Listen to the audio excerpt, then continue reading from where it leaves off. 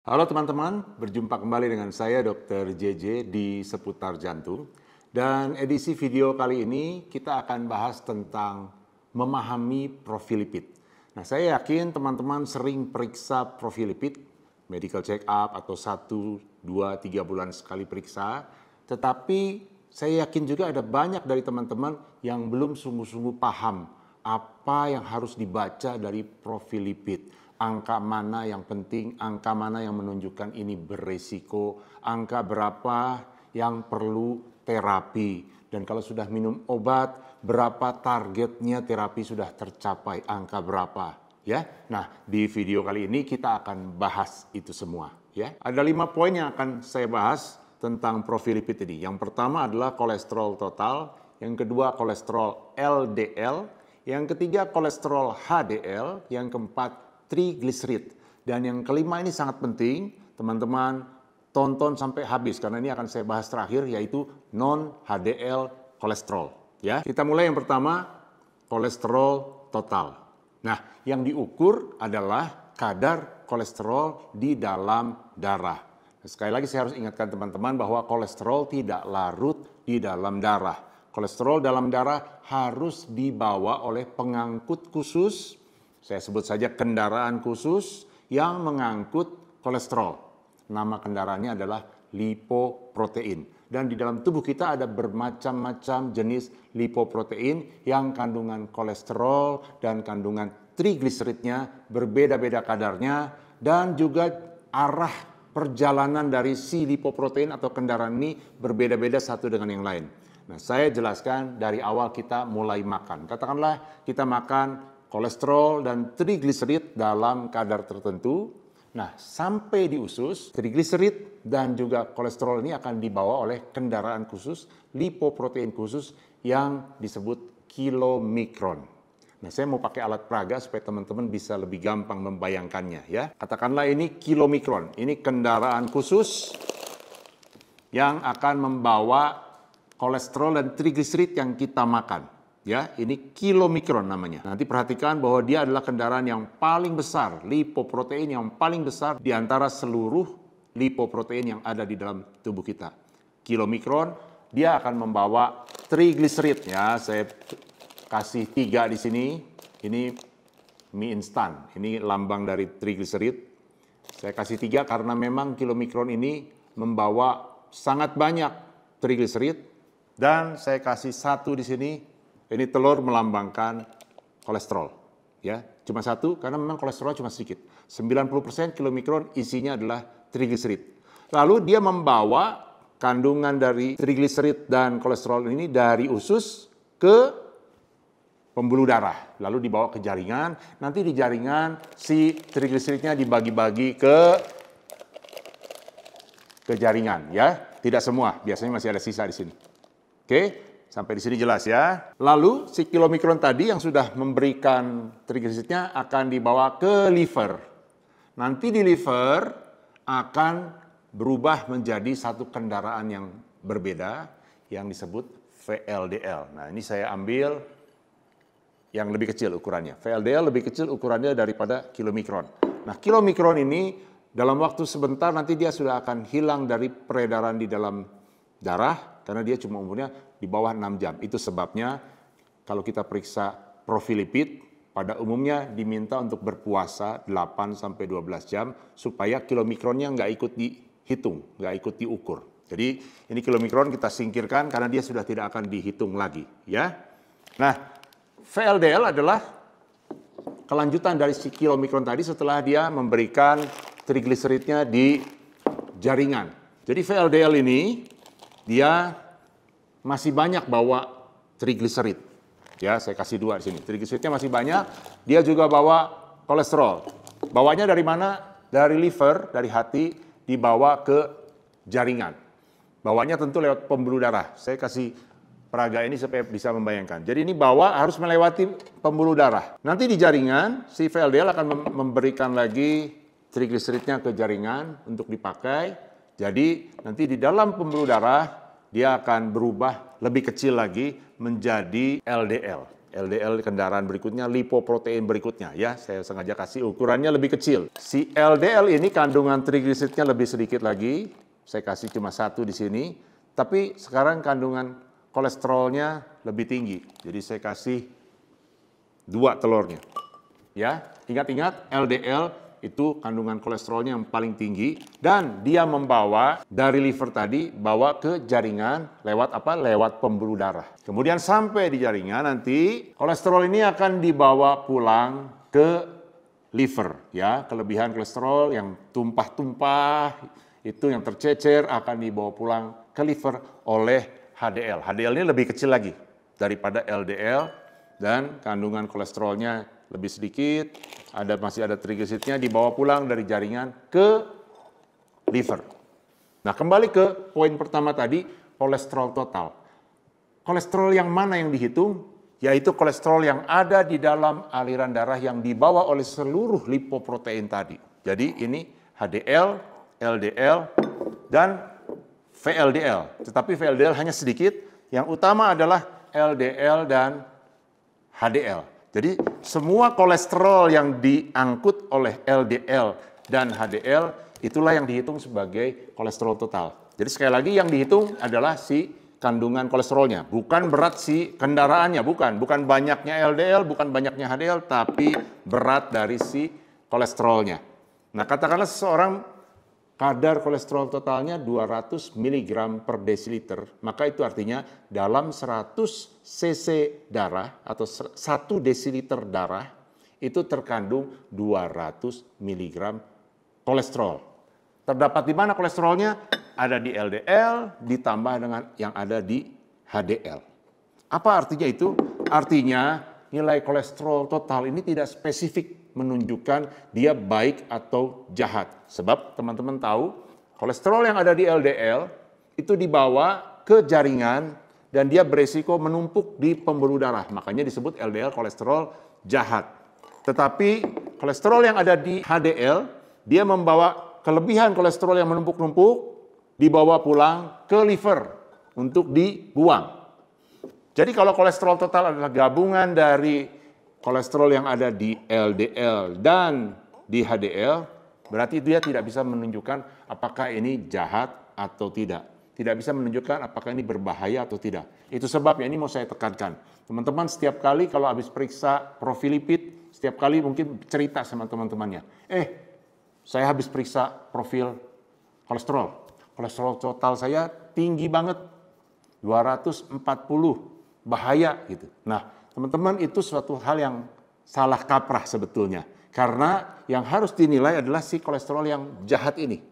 Bukan totalnya. Kalau totalnya ada HDL. Bisa jadi kadar HDL yang tinggi, sementara LDL-nya normal, waktu dijumlah kolesterol totalnya lebih dari 200, lalu kita bilang kolesterol totalnya tinggi. Belum tentu berbahaya. Malah bisa jadi baik karena HDL-nya baik. Jadi teman-teman, ini yang pertama. Patokannya bukan melihat nilai kolesterol total. Itu memang screening awal saja. Memang diperiksa untuk screening permulaan. Tetapi untuk menentukan yang mana yang berbahaya, angka kolesterol total tidak menentukan berbahaya atau tidak berbahaya. Mesti lihat yang lain. Ya, itu yang pertama. Yang kedua, juga bukan untuk menentukan harus diobati atau enggak. Sering pasien nanya, "Dok, saya kolesterol totalnya 220. Perlu minum obat apa enggak?" Bukan angka kolesterol total yang menentukan perlu diobati atau tidak. Juga bukan angka kolesterol total yang dinilai pada saat sudah minum obat kolesterol, sudah terkontrol belum kolesterolnya. Oh, sudah turun kolesterol totalnya sekarang kurang dari 200. Bukan itu patokannya. Patokannya adalah LDL.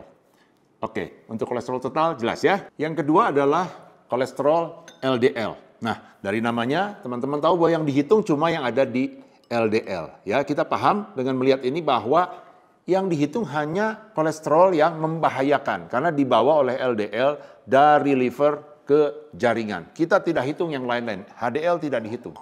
Jadi kalau kadar LDL atau kolesterol LDL seseorang 100 mg per desiliter, itu artinya dalam 100 cc darah terdapat 100 mg kolesterol. Kolesterolnya yang dihitung, bukan LDL-nya. Tetapi dengan mengetahui berapa berat kolesterol yang dibawa oleh LDL, kita bisa menentukan apakah LDL-nya banyak atau tidak. Berapa nilai normalnya?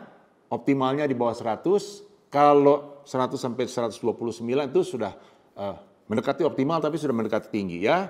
130 sampai 159 itu sudah agak tinggi. Di atas 160 sampai 189 itu tinggi, di atas 190 ini sangat tinggi. Biasanya kalau di atas 190 itu ada kelainan genetik yang menyebabkan LDL-nya sangat tinggi. Nah, kapan harus diobati? Itu patokannya nilai LDL. Ya, sekali lagi bukan kadar kolesterol total, tapi kadar kolesterol LDL. Siapa yang harus minum obat statin, obat kolesterol ya? Obat statin ini obat atorvastatin, rosuvastatin, simvastatin. Yang pertama yang harus minum adalah orang yang sudah sakit kardiovaskuler. Siapa itu? Orang yang sudah kena serangan jantung, kena stroke, sudah pasang ring, sudah bypass, ada diperiksa kateterisasi, ada penyumbatan pembuluh darahnya, atau ada penyumbatan pembuluh darah di kaki. Itu tidak peduli berapapun kadar LDL-nya harus minum statin. Atau kalau tidak tercapai dengan statin, ditambah dengan obat golongan kedua namanya ezetimibe. Kalau tidak tercapai juga sekarang ada obat yang baru, pakai suntik, itu namanya PCSK9 inhibitor. Ya. Nah, golongan kedua orang yang harus minum obat adalah yang kadar LDL-nya tadi di atas 190, sangat tinggi. Itu otomatis. Ada atau tidak ada penyakit jantung atau penyakit yang lain-lain, diabetes, itu harus minum obat statin. Karena apa? Karena biasanya kalau di atas 190 itu karena kelainan genetik dan dia tidak akan turun kalau tidak minum obat. Golongan yang ketiga yang harus minum obat adalah orang berusia dewasa 40-75 tahun yang menderita diabetes. Nah, ini harus minum obat kolesterol ya untuk menurunkan LDL-nya. Yang keempat adalah orang yang tidak diabetes usia 40-75 tahun tetapi punya banyak faktor risiko lain untuk kardiovaskuler, untuk jantung. Termasuk misalnya hipertensi, merokok, obesitas, ya. Oke. Nah, kalau sudah minum obat, target untuk menentukan apakah sudah tercapai atau tidak, target pengobatannya juga dengan melihat si kadar LDL-nya. Ya, jadi ini kadar LDL kolesterol yang paling penting. Berapa targetnya? Tergantung dari seberapa tinggi resiko pasien. Misalnya, pasien yang sudah kena serangan jantung, sudah kena stroke, itu resikonya sangat tinggi. LDL-nya harus diturunkan sampai di bawah 55. Kalau orang yang resiko tinggi seperti orang yang diabetes sudah lama, itu LDL-nya di bawah 70. Kalau yang resikonya sedang, itu LDL-nya di bawah 100. Nah, kalau yang resikonya rendah, LDL-nya batasnya 116. Ya, oke, itu yang kedua, kolesterol LDL. Poin yang ketiga adalah kolesterol HDL. Ya, ingat lagi tadi ini LDL, ini HDL. Sekarang yang diperiksa pada kolesterol HDL adalah hanya kolesterol yang dibawa oleh HDL. Ya, ini disingkirkan, ini tidak diperiksa pada pemeriksaan HDL kolesterol. Yang ini sekarang yang dihitung. Jadi yang dihitung apa? Kadar kolesterol yang ada di HDL. Nah, HDL ini bawa kolesterol tadi dari jaringan ke liver untuk dibuang. Ini yang bersih-bersih. Makin tinggi HDL pada umumnya makin baik, ya. Nah, berapa patokannya? Patokannya adalah kalau laki-laki harus di atas 40. Kalau di bawah 40 artinya rendah, 40 mg per desiliter. Kalau wanita harus di atas 50 mg per desiliter. Jadi kalau seseorang memiliki kadar HDL 50 mg per desiliter, artinya setiap 100 cc darah terdapat 50 mg kolesterol yang dibawa oleh HDL. Ya. Nah, apakah kadar HDL ini penting kita perhatikan? Penting sebagai untuk menentukan seseorang beresiko atau tidak. Makin rendah angkanya, makin beresiko. Ya. Nah, apakah kadar HDL yang rendah harus diobati? Nah, ini penting. Kadar HDL bukan target terapi. Tadi kalau kita ingat kembali LDL ini target terapi. Artinya kalau nilai LDL-nya tinggi, melewati ambang batas yang disepakati, itu harus diberikan obat. Tetapi untuk HDL tidak. Untuk HDL tidak ada obat yang di-approve untuk meningkatkan kadar HDL. Bahkan tidak direkomendasi karena beberapa obat yang diteliti malah tidak baik hasilnya. Jadi bagaimana caranya meningkatkan HDL supaya laki-laki bisa lebih dari 40, wanita lebih dari 50? Yang disarankan adalah juga tetap merubah pola hidup. Nah, merubah pola hidup ini tentu saja bukan hanya meningkatkan HDL, tapi juga menurunkan LDL, menurunkan berat badan, menurunkan tensi, menurunkan gula. Ya, perbaikan pola hidup yang bisa juga meningkatkan HDL, misalnya adalah olahraga aerobik, kemudian berhenti merokok, kemudian makan diet yang banyak seratnya, kemudian juga diet yang banyak mengandung lemak tak jenuh, turunkan berat badan, itu dikatakan bisa juga membantu untuk menaikkan HDL. Ya. Poin yang keempat adalah trigliserid. Nah, apa kendaraan yang paling banyak membawa trigliserid di dalam pembuluh darah? Itu namanya VLDL. Tadi sudah kita bahas, VLDL membawa trigliserid dari liver ke jaringan. Saya ingatkan sekali lagi, tadi VLDL adalah dari kilomikron dari usus, bawa trigliserid banyak. Setelah diberikan sebagian trigliseridnya di jaringan, maka si kilomikron akan membawa sisa-sisa trigliseridnya ke liver, nanti berubah menjadi VLDL. Ya, jadi yang di dalam pembuluh darah yang banyak bawa trigliserid adalah VLDL. Nah, ini yang dihitung sebagai trigliserid tubuh kita. Ya, walaupun di HDL, di LDL juga ada sedikit trigliserid, tapi terutama adalah di VLDL. Ya, nah kadar trigliserid yang normal adalah 150, di bawah 150.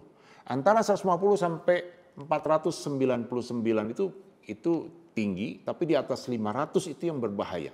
Ya, nah apakah kadar trigliserid ini merupakan petunjuk orang berisiko jantung? Ya, kadar trigliserid bisa merupakan petunjuk tambahan seseorang berisiko sakit jantung. Tetapi tetap sekali lagi yang nomor satu adalah LDL. Ya, nah kalau kadar trigliseridnya lebih dari 500, justru itu bukan menunjukkan risiko kardiovaskuler, tapi menunjukkan risiko pankreatitis.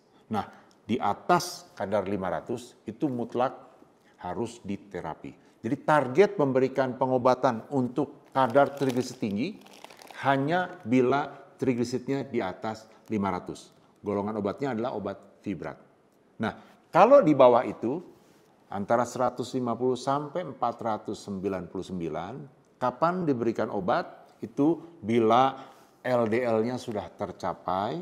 Sekali lagi kita kembali tadi ke si LDL ya. LDL-nya yang harus diterapi, LDL-nya sudah tercapai, terkontrol oleh obat-obatan tadi, statin, obat ezetimibe, tetapi pasiennya masih berisiko tinggi terhadap jantung. Dari mana? Dari diabetes, trigliseridnya masih di atas 200. Kita mau tambahan obat, obatnya diberikan yang disarankan adalah obat golongan omega 3. Ya. Jadi trigliserid ini kalau untuk target terapi yang primer adalah hanya kalau di atas 500. Kalau di bawah 500, tapi masih di atas 150, kita menilainya berdasarkan apakah LDL-nya sudah terkontrol atau tidak, apakah masih ada residual resiko. Artinya pasiennya misalnya LDL sudah terkontrol, tapi kok masih juga tersumbat lagi, ring yang dipasang tersumbat lagi, lalu dilihat trigliserid tinggi, HDL-nya rendah, pasiennya diabetes, nah itu bisa ditambahkan obat untuk menurunkan kadar dari trigliseridnya. Obatnya adalah omega 3 ya. Nah, omega 3-nya juga khusus.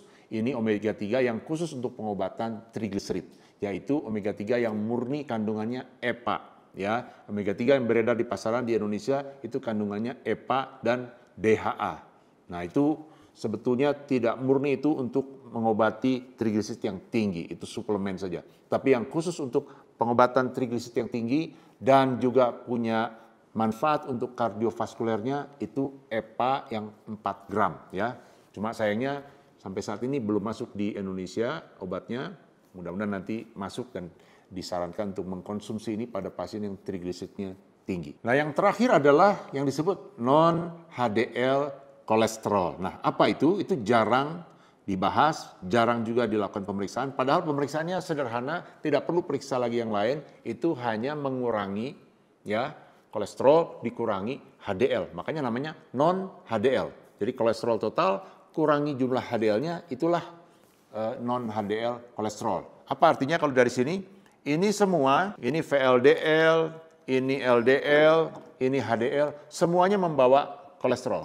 Ya, semuanya membawa kolesterol, tetapi hanya satu dari komponen-komponen lipoprotein ini yang membawa kolesterolnya dari jaringan ke liver.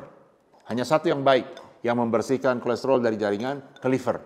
Nah, pemeriksaan non-HDL kolesterol adalah tidak menghitung yang ini. Yang ini tidak dihitung, tapi yang lain-lain, lipoprotein yang lain, ini saya menyederhanakannya, sebetulnya lipoprotein itu VLDL, di tengah-tengah sini ada namanya IDL. Ini adalah LDL, nanti ada LDL yang kembarannya ada lipoprotein A, semua mengandung kolesterol. Nah, non-HDL kolesterol adalah menghitung semua kandungan kolesterol di semua kendaraan ini. Ya, jadi coba dipikirkan sebentar, kalau tadi kita bilang kolesterol LDL itu kandungan kolesterol di LDL. Ya, yang membawa dari liver ke jaringan, itu jahat. Tapi ternyata ada mobil-mobil yang lain yang juga ternyata mengandung kolesterol. VLDL juga, walaupun banyak trigliseridnya, ada juga kolesterolnya. Nah, ini dihitung. Pada perhitungan non-HDL kolesterol, dia dihitung juga kolesterolnya ada berapa, di LDL kolesterolnya ada berapa, nanti ada namanya lipoprotein A, ini kembarannya LDL yang lebih jahat. Saya sudah bahas di video sebelumnya. Ini ada berapa kandungan kolesterolnya. Di tengah-tengah sini ada namanya IDL. Juga dihitung berapa kandungan kolesterolnya lalu digabungkan semuanya.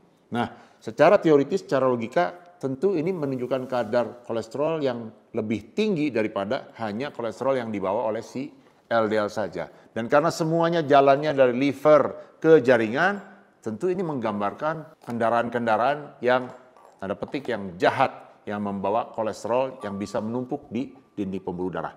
Dan banyak panduan internasional yang menunjukkan bahwa non-HDL kolesterol ini harus diperiksa, harus dipahami, dan harus diantisipasi sebagai faktor risiko yang sangat penting. Boleh dibilang sama pentingnya dengan LDL, bahkan ada beberapa yang mengatakan ini lebih penting daripada LDL. Ya, jadi angkanya adalah dia harus selisih 30 mg dibandingkan dengan kadar LDL.